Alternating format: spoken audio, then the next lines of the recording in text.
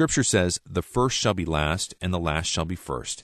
So a listener in Kenansville, North Carolina says, "I think this reference means that the Jews will be first at Christ's second coming because when he came the first time, they didn't know him." What do you think?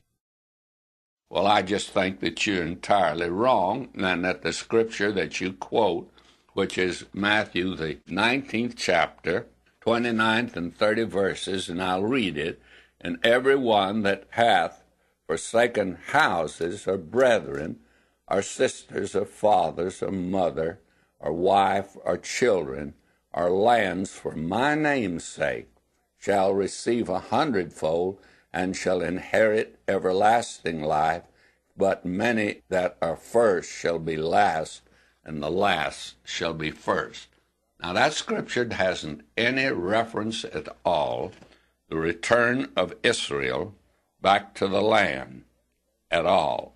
And it hasn't anything to do with them being chosen as a nation, and that scripture refers to the fact that they're going to be first. It has no reference to that whatsoever.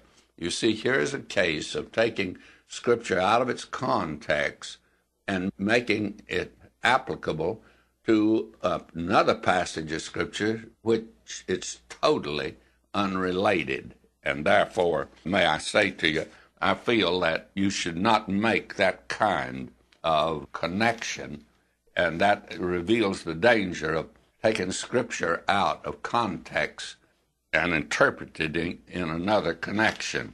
That's the way that the statement is made that you can make the scripture prove anything you want it to. Well, you could do that with anything. You could take the dictionary and start putting words together from all over the dictionary, and you could come up with practically anything you'd want to say. But that's just not the way the dictionary is used, you see.